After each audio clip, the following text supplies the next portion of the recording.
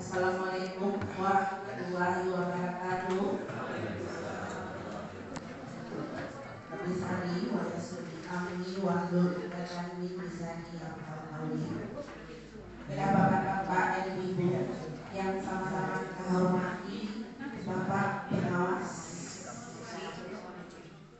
PKSD Kecamatan Sebelum Boto yang dalam hal ini sekaligus pemateri kita pada hari ini, yang sama-sama kita hormati Bapak Ibu Kepala Sekolah Segugus 5 dan seterusnya Bapak Ibu Majelis Guru Segugus 5. Puji syukur kita panjatkan kehadirat Allah yang Maha Kuasa, yang mana pada hari ini kita diberi kesehatan, kesempatan, keselamatan sehingga kita dapat mengangkat acara kita pada hari ini dalam tema yaitu lokakarya mengenai pengembangan KTSP dan KOSP. Dan juga salawat dan salam kita kirimkan kepada junjungan kita Nabi besar Muhammad Sallallahu Alaihi Wasallam. Allahumma shalli. Baiklah Bapak dan Ibu yang saya hormati, pada hari ini kita akan melaksanakan kegiatan lokakarya pengembangan kurikulum tingkat satuan pendidikan sebagaimana adalah tugas kita sebagai guru satuan pendidikan untuk mengembangkan kurikulum dan merancang kurikulum tersebut setiap tahunnya sebelum kita mengawali pelajaran tahun ajaran baru. Nah, sekarang KTSP ini untuk tahun depan sudah berbagi. Kenapa sudah berbagi Bapak dan Ibu? Karena untuk tahun pelajaran 2022 dan 2023 kita telah untuk 1 dan 4 sudah melaksanakan IKM, kurikulum implementasi kurikulum merdeka. Sementara untuk 2, 3, 5 dan 6 kita masih melaksanakan kurikulum 13. Jadi untuk merancang KTSP kurikulum yang akan kita laksanakan di satuan pendidikan ada 2 versi. Yang satu namanya KTSP, yang satu lagi namanya KOSP, yaitu kurikulum operasional satuan pendidikan. Kenapa kita harus merancang kedua-duanya? Karena kurikulum itu adalah pedoman bagi kita dalam pelaksanaan pelajaran di satuan pendidikan. Tentu pedoman kita itu ada arahannya. Jadi Bapak dan Ibu, pada hari ini kita angkatlah acara lokakarya untuk pengembangan kurikulum dengan peserta seluruh guru yang ada di Gugus Muhammad Hatta, ditambah dengan guru kelas, ditambah dengan guru bidang studi. Lebih kurang pada hari ini peserta kita ada 60 orang, Pak. Terima kasih dan apresiasi yang setinggi-tingginya kepada Bapak dan Ibu yang telah berkenan hadir pada hari ini. Mudah-mudahan kegiatan kita ini dapat membuahkan hasil yang positif dan ilmu yang bermanfaat bagi kita. Bapak dan Ibu, sebagaimana yang kita ketahui bahwa namanya kurikulum adalah salah satu kemampuan yang sangat penting dalam pengembangan pendidikan, yang mana kurikulum ini disusun setiap tahun sebelum tahun ajaran dimulai. Kurikulum KTSP ini terdiri dari 2, yaitu dokumen 1 dan dokumen 2. Dokumen 1 itu kalau namanya KTSP terdiri dari visi, misi, tujuan, dan struktur pembelajaran. Sudah itu hari efektif, setelah itu regulasi dan semuanya yang ada yang akan kita laksanakan tahun itu ada aturannya di dalam KTSP tersebut. Nah, yang kedua yaitu dokumen 2. Dokumen 2 inilah terdiri dari KD, KI, silabus dan RPP yang kita buat sebagai guru di sekolah kita. Jadi Bapak dan Ibu, pada hari ini mudah-mudahan kita bisa merealisasikannya bagaimana lahirnya kurikulum mulai dari visi dan misi, mulai dari tujuan kita, mulai dari keinginan kita. Visi yaitu adalah keinginan kita mau diapakan sekolah ini. Itu berdasarkan analisis lapor mutu, berdasarkan sejauh mana nilai kita, apa yang harus kita kembangkan lagi, mulai dari siswa, pendidik, dan sarana dan prasarana di sekolah. Nah, untuk itu mulailah lahir visi kita, keinginan kita dari lapor mutu yang akan kita analisis. Lahirnya lapor mutu kita analisis, lahirlah visi. Visi, dari visi lahirlah misi. Apa itu misi Bapak dan Ibu? Yaitu cara untuk mendapatkan visi. Strategi bagaimana kita mencapai keberhasilan itu, apa yang kita laksanakan. Jadi misi adalah cara, tujuan adalah hasil dari visi tadi, hasil dari misi tadi. Tujuannya lahirlah tujuan. Jadi Bapak dan Ibu, pada hari inilah akan kita jelaskan bagaimana kita membaca lapor mutu dari awal, bagaimana kita lahirnya lapor mutu, lahirnya analisis lapor mutu, lahirlah visi dan misi. Inilah kerja kita pada hari ini yang akan dipandu oleh Bapak pengawas. Kita untuk tahun depan kelas 1 dan kelas 4 sudah akan memulai kurikulum merdeka. Untuk kurikulum merdeka belajar itu kita tidak mengenal lagi KDKI. Kita hanya mengenal capaian pembelajaran. Ya Pak dan Ibu, yaitu CP namanya. Ya Pak dan Ibu, bukan KDKI.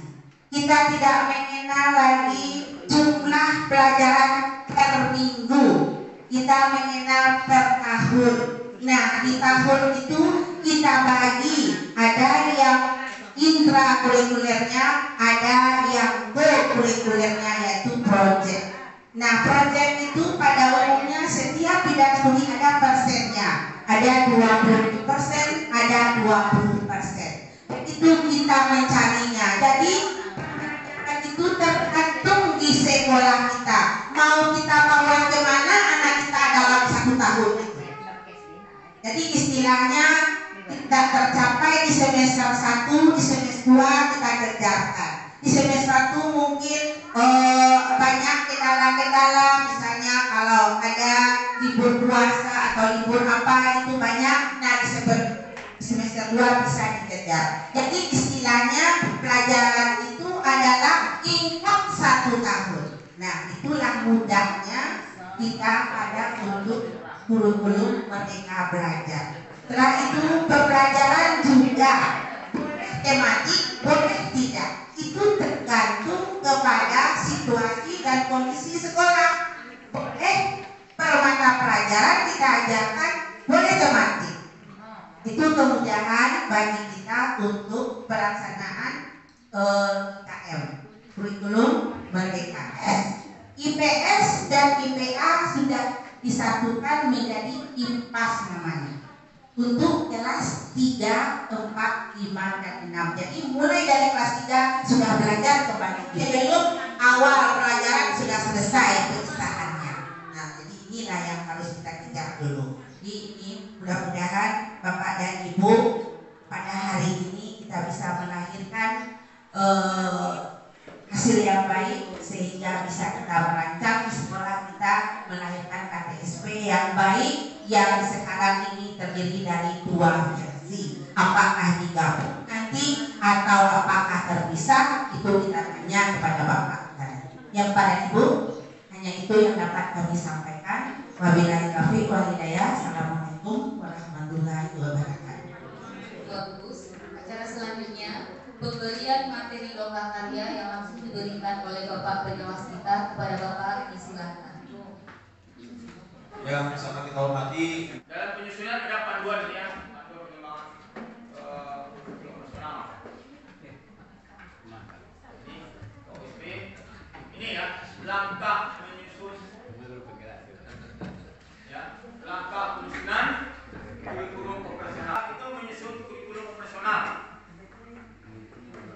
Ya, yang pertama menganalisis konteks karakteristik satuan pendidikan. Yang kedua, merumuskan visi, misi dan tujuan satuan pendidikan. Itu langkah kedua. Ya, langkah itu membuat KOSP. Yang pertama ini, yang kedua merumuskan visi dan misi. Yang ketiga, menentukan pengorganisasian pembelajaran. Nah, bisa ini. Yang keempat, menyusun rencana pembelajaran. Yang kelima, merancang pendampingan, ya, evaluasi dan pengembangan profesional.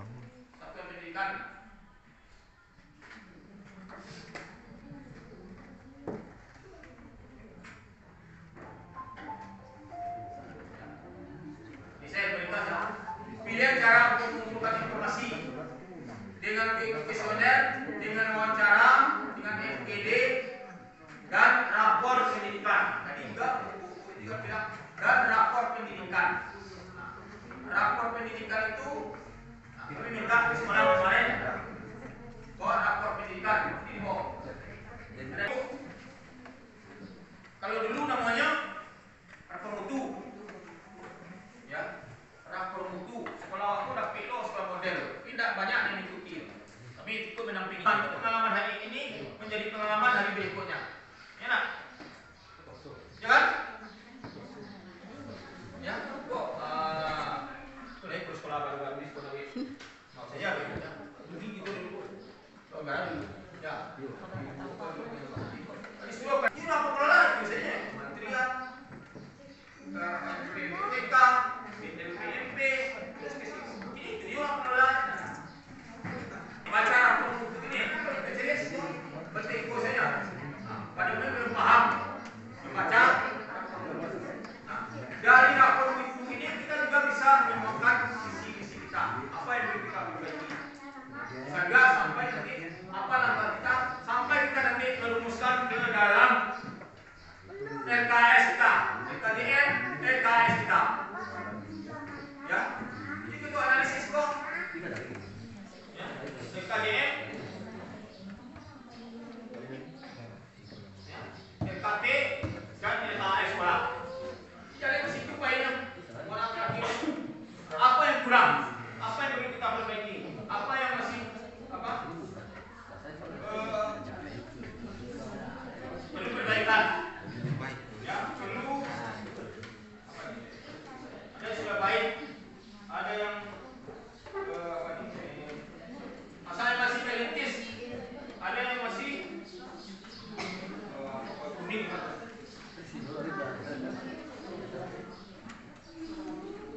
Ya, berdasarkan warna. Ya, kuning bisa kuning. Nah, tampilan rapor ini kan, ya, ya merintis baik. Karakteristik sekolah itu nanti bisa dari ya juga dari rapor pendidikan. Rapor pendidikan ini, bagaimana rapor ini keluar berdasarkan hasil asesmen kemarin KKM tahun kemarin. Nah, yang tahun 2021 Bapak Ibu itu baru tahap awal untuk membuat dasarnya. Nah, tahun kemarin itu baru untuk dijadikan baseline, garis awal. Nah, jadi Bapak Ibu rapor Musuko ya jadi pedoman kita bukan untuk kelas 5 saja. Ya, jadi kita di rapor Musuko yang tahun kemarin hanya sebagai baseline, ini arti baseline. Garis dari awal. Ya, untuk awal baru Musuko Bapak Ibu. Kalau dulu rapor mutu, ini rapor pendidikan. Sebagai baseline. Ini baru awal. Ini bukan tanggung jawab kelas 5 saya. Dari awal kita harus menyiapkan. Jadi rapor mutu ini keluar dari jawaban-jawaban siswa, jawaban Bapak Ibu, jawaban kepala sekolah. Kan ada survei lingkungan. Nah, jawabannya dari situ. Sudah terus dengan sistem. Nah, jawabkan. Jadi kita tidak menyalahkan anak, tidak menyalahkan guru, tidak menyalahkan kepala sekolah. Dari rapor ini, ya. Jadi rapor pendidikan ini itu dari jawaban itu. Nah, maka ini, Bapak Ibu, beberapa bulan lagi akan ada lagi asesmen, ya. Jadi, halo. Ya, Bapak Ibu. Jadi AN ini tidak hanya tanggung jawab guru kelas 5. Kalau kemarin jadikan garis baseline, Bapak Ibu. Nah, selanjutnya yuk kita tanggung jawab sadonya.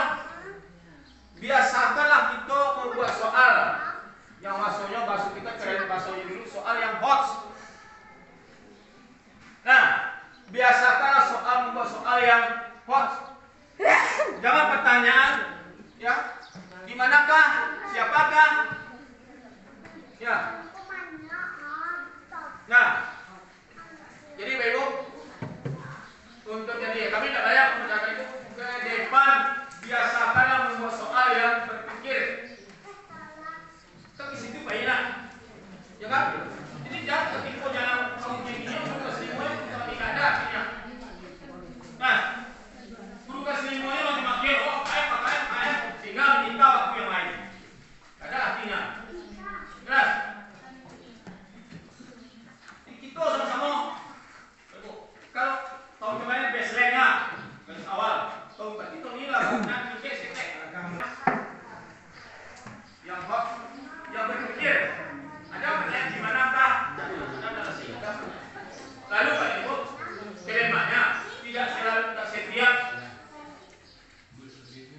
Setiap pertanyaan ada narasinya. Kalau kemarin setiap pertanyaan ada narasinya. Narasi itu boleh 2-3 artinya. Mungkin dalam satu narasi itu ada bisa dibuat pertanyaan 2 atau 3. Itu sudah bisa kita manfaatkan. Jadi biasakan, Bapak Ibu semuanya, ya, kami himbau, kami menghimbau, dan sebelum ini sudah kita lihat. Oleh ini kami menghimbau, ya, biasakanlah membuat soal yang berpikir, ya, soal sulit loh, sulit, aku sulit ya nak, tapi berpikir nak mengolah soal itu. Ya, ada pemahamannya, ada C1, C2, kita, ya. Makanya Bapak Ibu manfaatkanlah kegiatan di KKG. Nah, di KKG, kami tahu kegiatan dari tahun yang kemarin bulan apa dulu? Siko ada pembukaan saya KKG. Ya, ada kan? Bulan dulu itu pembukaan saya KKG. Kegiatan kami tidak lagi. Harus kita koordinasi bersama.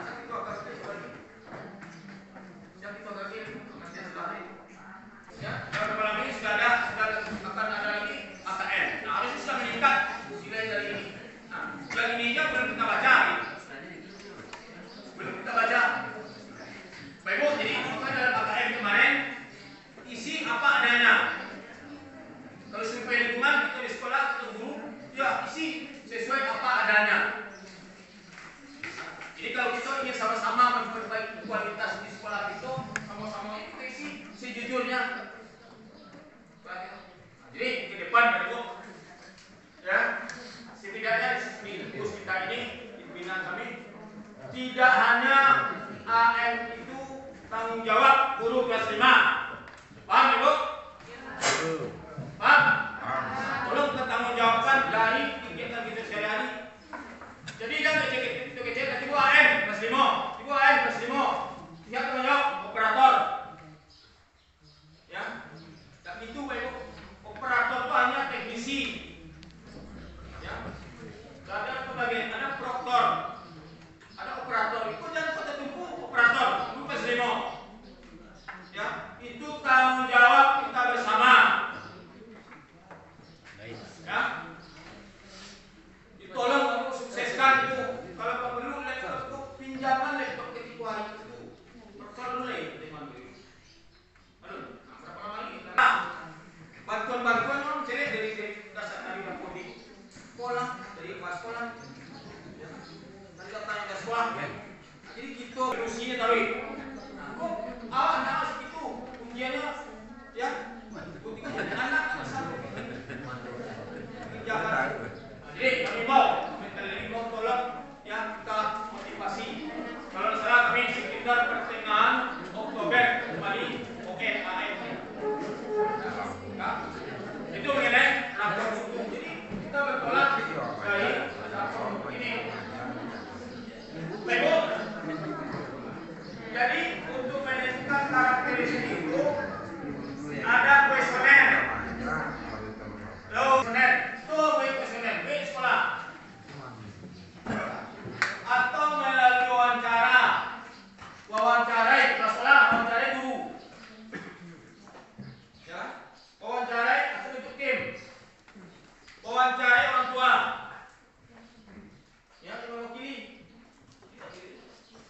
Atau kelas sekolah mewawancarai orang tua. Guru mewawancarai orang tua. Ada tim. Pembuatan KTSP itu kan apa? Ada timnya. Untuk merumuskan apa itu perlu wawancarai. Ada apa istilah wawancara? Wawancarai orang tua, wawancarai tokoh masyarakat di sekitar kita, ya. Atau setelah itu diskusi kelompok. Nah, kita diskusikan kelompok GD, diskusikan dalam membuat apa kita. Diskusi itu mungkin panggil perwakilan orang tua, panggil komite, panggil tokoh masyarakat, hadir kita guru. Nah, apa? Pak sekolah kita, Pak lingkungan kita, kondisi lingkungan kita. Nah, kita sedikit beda. Kok lingkungan kita tak bercampur sih kok? Contoh ketika oleh ST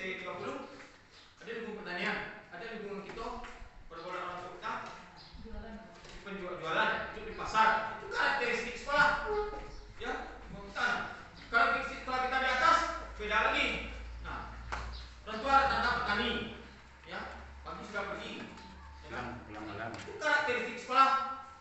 Bisa kita menerapkan di disiplin sekolah, nah, lingkungan sekolah kita, kemudian lingkungan sekolah kita. Apa di situ karakteristik kita? Kita diskusikan. Kemudian melalui observasi, gitu, kan? Nah, kemudian tadi juga melalui rapor pendidikan tadi. Nah, dengan rapor pendidikan itu teknis melakukan cara mengumpulkan informasi untuk menentukan karakteristik satuan pendidikan. Nah, pilihan satunya karakteristik satuan pendidikan itu apa? Pilihan satunya analisis kekuatan dan perbaikan dari satuan pendidikan dalam ranah perencanaan dan pengelolaan pembelajaran. Itu pilihan satu, menganalisis kekuatan dan perbaikan dari satuan pendidikan dalam ranah perencanaan dan pengelolaan pembelajaran. Pilihan kedua, analisis kekuatan dan perbaikan dari satuan pendidikan dalam ranah perencanaan dan pengelolaan pembelajaran dengan mempertimbangkan sudut pandang peserta didik. Analisis kekuatan sekolah kita apa? Semua guru sudah S1. Itu kekuatan kita, ya, semua guru S1. Lingkungan sekolah mendukung, ya, orang tua punya pemahaman tentang sekolah, faktor mendukung namanya, ya, kekuatan sekolah, ya. Kekurangan juga kita baca. Nanti di dalam kekurangan sekolah kita baca. Jadi maksud kami kalimat tadi itu tertuang nanti di dalam rencana kita. Nah, makanya di dalam HTSP kita selama ini Pak Ibu pendahuluan sepanjang apa? Ya kan? Pendahuluan sepanjang apa tuh? Sekian halaman harus sepanjang pendahuluan, ya kan? Yang membuat HTSP. Makanya kami Bapak Ibu hari ini merumuskan HTSP itu sama. Nah, tidak ada lagi bahasa itu karena jawab ke sekolah. Itu salah saya operator itu. Selama operator. Nah, tidak ada bahasa itu lagi Pak Ibu. Bahasa itu yang merumuskan semua. Rumus seperti itu banyak seperti itu. Karena mau KKM kelas A operator itu kan sangat naif. Ya, makanya learning loss tadi itu tidak kini saja tidak masa pandemi saja kejadian itu. KKM gue kok oh ngajar tentu KKM ya. Oh ngajar kelas. Kita masuk. Ya, learning loss. Banyak yang KKM operator semua ya. TSP operator semua. Guru kata gurunya lah ngajar. Pas kami nyamar dulu lah ngajar. Jadi agak minggu ini bulan kol sampai bulan kol sampai kok. Di situ. Itu termasuk ya learning loss itu. Ya. Jadi ada analisis. Yang ketiga menganalisis kekuatan dan perbaikan dalam satuan pendidikan serta kesempatan ancaman terhadap satuan pendidikan. Ancaman, nah, lingkungan, ya. Jadi menyesuaikan dengan lingkungan kita. Pilihan keempat, analisis kekuatan dan perbaikan dalam satuan pendidikan serta kesempatan dalam ancaman terhadap satuan pendidikan dengan mempertimbangkan sudut pandang kebijakan daerah nasional, sudut pandang masukan berbagai satu menit bicara menganalisis karakteristik satuan pendidikan hingga di atas tadi. Data yang dapat disiapkan dalam melakukan analisis mutu hasil belajar kompetensi dan kinerja pribadi mutu dan hasil belajar hasil observasi pembelajaran. Ya, pertanyaan umumnya ada pertanyaan apa yang sudah berjalan baik, apa yang mencapai sudah pernah satu pendidikan. Jadi kalau kita lihat rapor pendidikan tadi itu ada yang berjalan baik, ada yang belum baik. Dari warna itu bisa kita apakan nanti. Ya, dari warna muncul nanti.